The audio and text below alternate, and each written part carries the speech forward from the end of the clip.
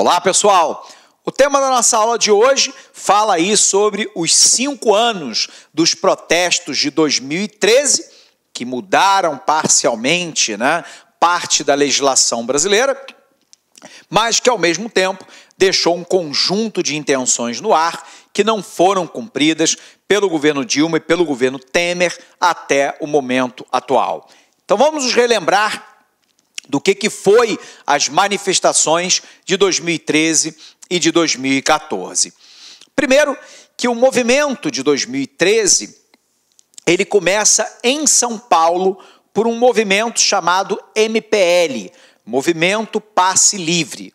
O objetivo, encabeçado, sobretudo, inicialmente por estudantes, era de que os estudantes, de todas as áreas, portanto, pegando desde o ensino fundamental 1 ao ensino universitário, pudessem ter lá o passe livre nos sistemas de transporte da metrópole paulista para as suas atividades culturais e para as suas atividades meramente educacionais e acadêmicas. Esse movimento, chamado de Catraca Livre, também lutava contra o aumento das passagens de ônibus que estavam se verificando na capital do estado de São Paulo. Reclamavam lá das péssimas condições de manutenção da via, sobretudo, dos ônibus paulistas, reclamavam de um trânsito caótico na cidade de São Paulo, reclamavam do amplo privilégio do transporte individual em detrimento do transporte coletivo, reclamavam do modal de transporte que historicamente foi adotado pelo Brasil, que é o modal rodoviário, que todos nós sabemos que é um modal falido para um país de dimensões continentais como o Brasil. A recente greve dos caminhoneiros mostrou isso de maneira cabal. Nós estamos falando de um modal de transporte caro, lento, poluente, com baixa capacidade de carga, altamente sujeito a acidentes e de manutenção de via muito cara. A solução para o Brasil no transporte de massa seria o transporte ferroviário e hidroviário e, portanto, houve grandes manifestações em São Paulo lutando por essa mudança de política pública em relação ao passe livre para os estudantes, contra o aumento das passagens de ônibus e por uma grande mudança no sistema de transporte em São Paulo.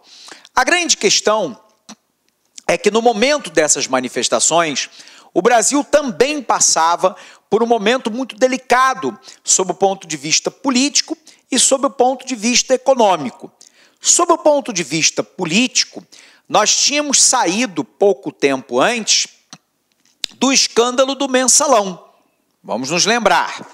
O escândalo do Mensalão teve lá a acusação do atual presidente do PTB, Roberto Jefferson, de que o Partido dos Trabalhadores pagava através lá de desvio de dinheiro de obra pública, de superfaturamento, de aditamento de contrato, de propina de contrato, pagava a base aliada do governo, da qual o próprio PTB fazia parte.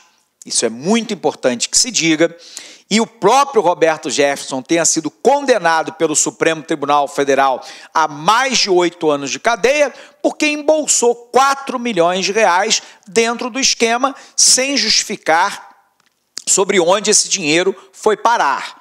Na verdade, a gente precisa dizer de maneira muito clara que o Roberto Jefferson ele só coloca a boca no trombone quando o seu aliado, que era diretor dos Correios, foi preso, flagrado num esquema de corrupção dentro da estatal.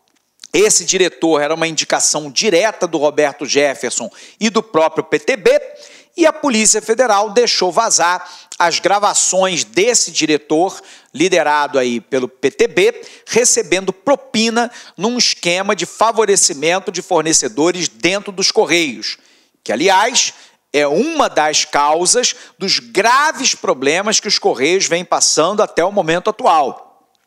A sua gestão comandada por um esquema político dentro das estatais que se locupletam do poder, né, em vez de ter uma administração profissional formada, sobretudo, né, por servidores de carreira contratados pela empresa. Bom, quando a Polícia Federal vaza, né, o vídeo do indicado lá do PTB para a diretoria, que, segundo denúncias, amealhava, inclusive, propina que abastecia os cofres do próprio PTB e da figura do Roberto Jefferson, ele resolve, então, botar a boca no trombone e dizer que, na verdade, esse esquema era um esquema muito maior, era um esquema patrocinado pelo PT para pagar políticos para que esses votassem de acordo com os interesses da base aliada.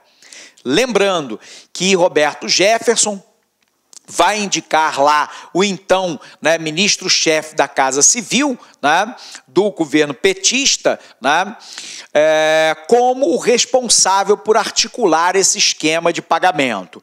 O resultado é que Roberto Jefferson, né, é deposto lá da Câmara dos Deputados, permanece como presidente do PTB, né? Nós tivemos o ministro da Casa Civil, José Dirceu, também perdendo o cargo de parlamentar. Ambos responderam diante do Supremo Tribunal Federal e foram condenados dentro do esquema do mensalão. Não só eles, mas uma série de outros políticos, né, envolvendo aí o PTB, o Partido Progressista, o PMDB, atualmente MDB, e o próprio Partido dos Trabalhadores. Na sequência, um escândalo ainda maior que tem desdobramento, né, no momento atual, que é a Operação Lava Jato.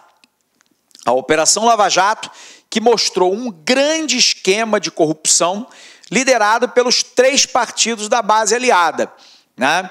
O Partido Progressista, o PMDB, atual MDB, e o Partido dos Trabalhadores, que indicavam lá, né, pessoas para a diretoria da Petrobras. Esses diretores tinham uma função clara, que era garantir o funcionamento de um cartel de empresas, de empreiteiras, comandadas pela Odebrecht, mas envolvendo a OAS, a Andrade Gutierrez, a Queiroz Galvão, a Galvão Engenharia, a UTC, a Carioca Engenharia e por aí vai, com desdobramento para tudo quanto é lado, né? Esse cartel havia montado um esquema para fraudar as licitações da Petrobras, com a anuência da diretoria da Petrobras e com o conhecimento dos partidos políticos e dos principais políticos brasileiros. E aí esse esquema teria abastecido o caixa 2, né, dos partidos, serviu de pagamento de propina para a própria diretoria da Petrobras e pagamento de propina para altos dirigentes políticos do país. Por enquanto, nós temos denunciados e alguns já julgados a própria figura, né, do presidente Lula, José Dirceu, né, o ex-tesoureiro, né, do PT, Delúbio Soares. Tivemos pessoas envolvidas aí, como o próprio ex-ministro, né, da Economia durante o governo Lula, né? Tivemos aí pessoas como José Serra, do PSDB, denunciado, o próprio Aécio Neves, que também participou do esquema.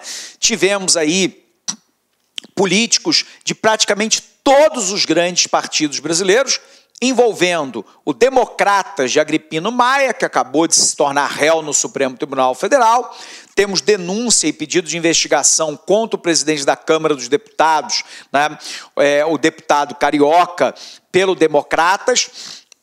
Nós tivemos o próprio presidente do Senado, Eunício de Oliveira, também denunciado, né? Algumas das figuras políticas aí mais importantes do PT, do PSDB, do Democratas, do PTB, do Partido Progressista, né, e de outros aí como o PSD do Gilberto Kassab. Dentro desse contexto inteiro, havia uma revolta, e essa revolta permanece no momento atual, da população brasileira contra um grande esquema de corrupção que se montou entre esses países para lesar o país em todas as esferas que se pudesse admirar. Só no esquema do Sérgio Cabral, do MDB do Rio de Janeiro, segundo os procuradores da Operação Lava Jato, se movimentou mais de 500 milhões de reais num esquema de propina. Por um outro lado, há denúncias para todos os lados que você possa imaginar.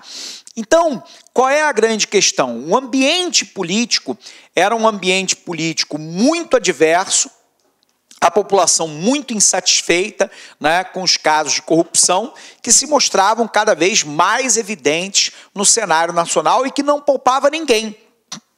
Né? Praticamente todos os grandes partidos políticos, repito, PT, PSDB, PSD, Partido Progressista, PMDB, atual MDB, né, e outros, como o PTB de Roberto Jefferson, sempre envolvidos, né, com a mesma história de corrupção. Óbvio que todos alegam inocência, a maioria diz que não cometeu absolutamente nada, talvez quem tenha cometido tenha sido eu e você, né? Porque se todos são inocentes, né, o culpado talvez sejamos nós, cidadãos brasileiros. A grande questão é que, além da questão, né, no âmbito, né, político, nós tínhamos um grave problema de cunho econômico. O Brasil foi fortemente atingido pela crise econômica mundial em 2009. Em 2010, o presidente Lula manteve uma política fiscal expansionista, aumentando o gasto público e diminuindo a tributação. A economia reagiu com um crescimento de 7,5%, porém a inflação dava as caras de volta. A presidente Dilma estava tentando manter o crescimento econômico, né? Diminuindo a taxa básica de juros e mantendo a política fiscal expansionista, mas a economia brasileira vinha claramente numa trajetória de derrocada, né? Com queda da atividade econômica, possivelmente no futuro sinalizando um descontrole inflacionário e sinalizando também a volta do desemprego. Dentro de um cenário, então, ético, político e econômico extremamente adverso, aquilo que era manifestação lá, né, sobre a questão do movimento Passe Livre, se transformou em grandes manifestações de cunho nacional, com a presença, né, de milhares de pessoas nas ruas brasileiras, branindo aí a sua indignação contra a classe política brasileira e exigindo mudanças, né, dramáticas na sociedade, na economia, na política e nas políticas públicas do nosso país.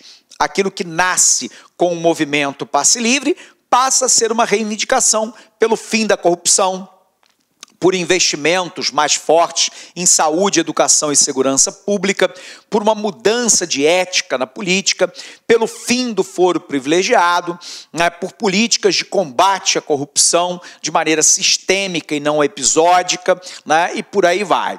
Essas manifestações tiveram ápice em grandes confrontos, né, entre a população civil e as forças de segurança do Estado, sobretudo as forças policiais. Houve depredamento de patrimônio público, de patrimônio particular, houve a presença, inclusive, de grupos mais radicais, como o grupo Black Bloc, né? E a pauta foi uma pauta estendida. Como era mais ou menos esperado, quando a pauta se alarga, né, e quando as manifestações do grupo do Black Bloc, né, atingem algum grau de violência, isso dá um argumento para setores mais conservadores da sociedade brasileira quererem colocar fim a esse movimento. E, ao mesmo tempo, houve uma natural desmobilização da população brasileira ao longo do tempo histórico.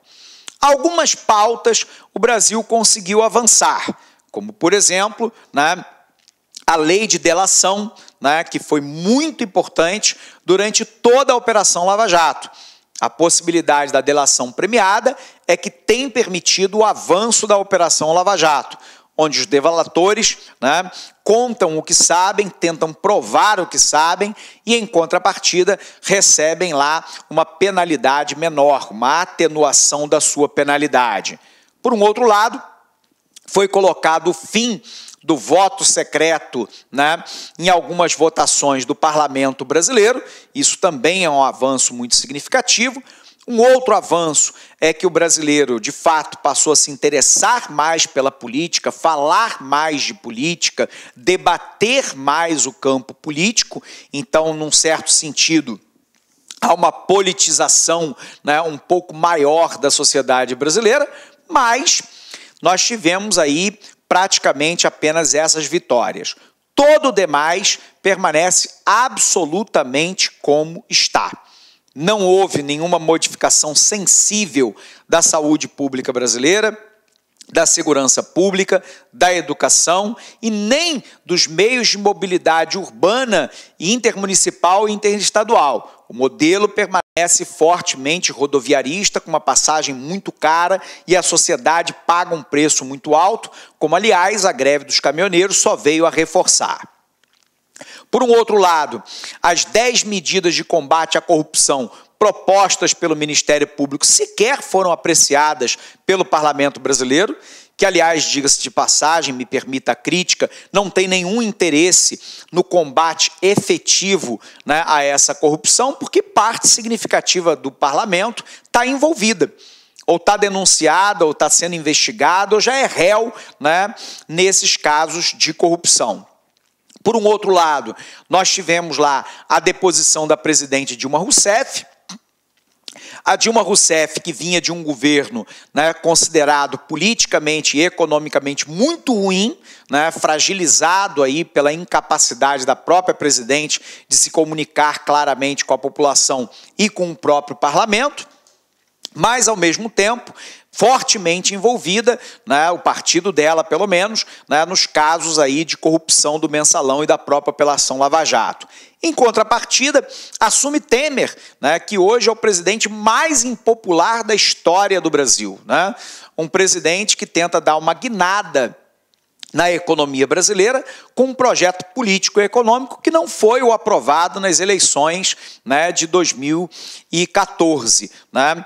E, portanto, né, conseguiu algumas reformas de interesse, né, do seu grupo político, como, por exemplo, a reforma trabalhista, conseguiu a aprovação da PEC 55, que limita o gasto público pelos próximos 20 anos, mas não consegue avançar em nenhuma outra pauta, nem a reforma da Previdência, que era uma pauta que ele havia encampado como uma das principais, ele consegue deslanchar.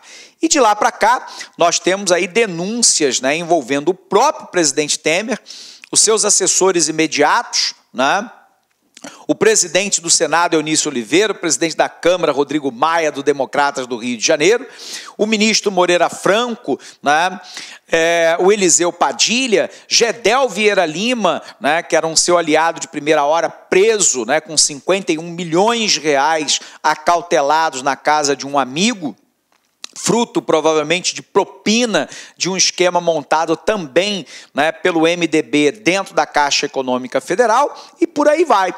Então, o momento do Brasil agora é um momento muito difícil, né? Porque ética e politicamente é um dos momentos mais conturbados da nossa história. Economicamente, nós estamos numa posição de muita fragilidade, né? A economia brasileira, em 2014, cresceu 0,5%, em 2015, uma queda de 3,8%, 2016, uma queda de 3,67%, foi a maior recessão da história econômica brasileira desde 1930, 2017, um crescimento de 1%, que é pífio, né? E para 2018, a previsão de crescimento inicial do governo, que era de 3%, deve se situar em torno de 2% a 2,5%, né? Se nada piorar até o final do ano. Há uma descrença do povo brasileiro, né, nos políticos tradicionais e nos partidos políticos tradicionais. Há uma desesperança em relação ao futuro, né, porque boa parte dos candidatos se apresentam um espectro político que representa mais do mesmo. Né? Então, as alternativas têm sido encaradas pela população brasileira como muito poucas. Nós temos a prisão do presidente Lula, e nós temos uma situação hoje muito indefinida no quadro político nacional. O PT insiste numa possível campanha de Lula. Provavelmente Lula não vai conseguir o registro no Tribunal Superior Eleitoral. No campo das esquerdas, né, você tem o candidato que é o Guilherme Boulos pelo PSOL.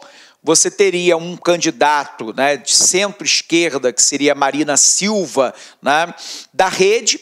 Nós temos o candidato do PDT, que é o Ciro Gomes, e provavelmente algum candidato, né, outro qualquer, que deva ser lançado pelo próprio Partido dos Trabalhadores. Se cogita a hipótese, né, do ex-ministro da Educação, né, o Haddad, que foi prefeito de São Paulo, mas também se discute o Jacques Wagner, que foi governador da Bahia.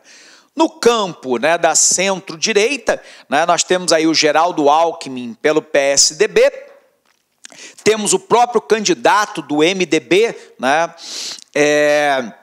que provavelmente será, né, o ex-ministro da Fazenda, né, inclusive ex-presidente do Banco Central, né, do próprio presidente Lula, que virou ministro da Fazenda do governo Temer.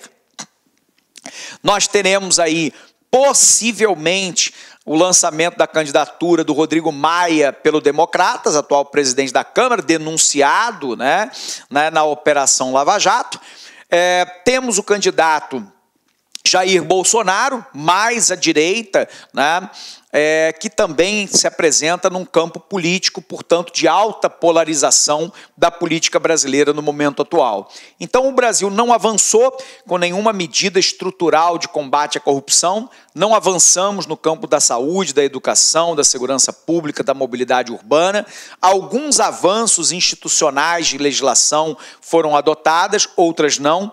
O fim do foro privilegiado vem sendo limitado agora pelo Supremo Tribunal Federal, mas nenhuma grande medida que mude o quadro político e econômico brasileiro. E todo mundo, a partir de agora, em compasso de espera, né, nas eleições, para saber o resultado dessas eleições. E, a partir daí, tentar, quiçá, né, uma mudança da política, da economia, da ética, né, no nosso país e das políticas públicas, com um novo presidente a partir de janeiro de 2019.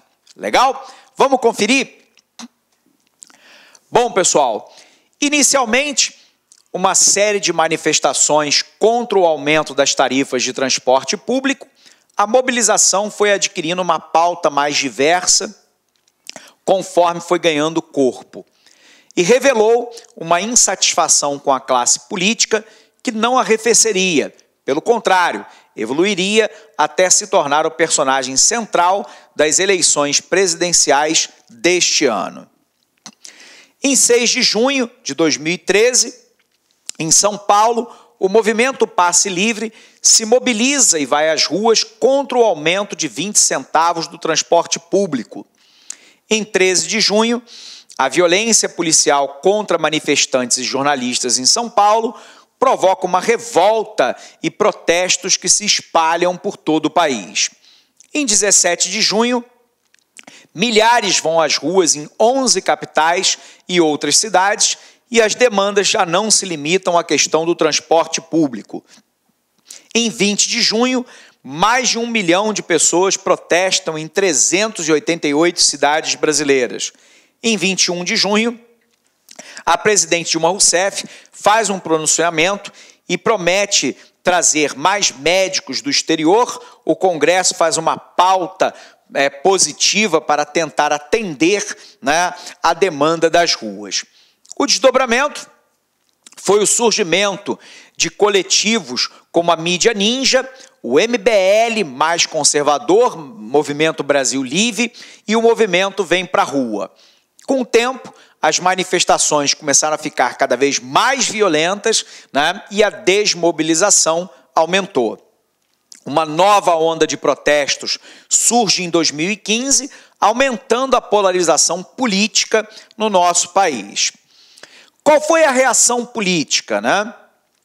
As principais mudanças em resposta às manifestações de 2013. O arquivamento da PEC 37, que limitava o poder de investigação do Ministério Público, né? Esse mesmo Congresso queria limitar o poder de investigação do Ministério Público, claramente para acobertar o crime por eles mesmos cometidos, né? O arquivamento do projeto da cura gay, né?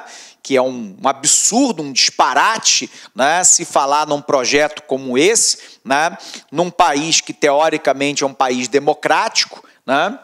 O fim do voto secreto para a cassação de mandato parlamentar, a lei anticorrupção, que responsabiliza as empresas por crimes contra a administração pública, a lei que define a organização criminosa e regras para a delação premiada e a criação do programa Mais Médicos durante o governo Dilma Rousseff. O que ficou faltando, né? Quase todo o resto, né? O passe livre para todos os estudantes não aconteceu.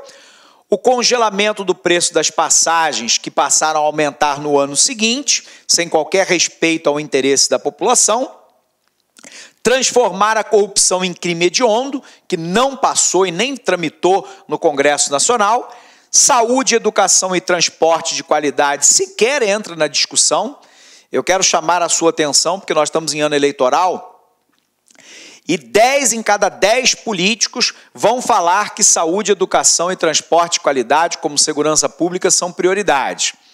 A pergunta que você tem que se fazer é a seguinte: qual é o seu projeto, qual é o prazo de implementação do seu projeto e da onde virá a dotação orçamentária para o seu projeto? Se o seu candidato, seja ele ao parlamento ou ao executivo, não for capaz de responder essas 3 perguntas, o que ele está falando é balela, é conversa para boi dormir. Se nós tivéssemos a promessa dos políticos de melhora na educação, na saúde, no transporte e na segurança como prioridade, o Brasil já tinha virado Suíça. Mais segurança também não saiu do papel, ficha limpa para servidores públicos também não saiu do papel, fim do foro privilegiado, os caras nem discutiram, e aí houve uma manobra até muito interessante, né, sob o ponto de vista político do governo Temer. Ele decreta a intervenção, né, militar na segurança pública do Rio de Janeiro, e a Constituição diz que quando um Estado da Federação está sob intervenção, não se pode fazer alteração na Constituição. Então, por um lado, você bloqueia, né, o fim do foro privilegiado no parlamento e, por um outro lado, cria uma justificativa politicamente minimamente plausível para ele não avançar com a reforma da Previdência, que ele claramente não tinha voto suficiente para poder aprovar.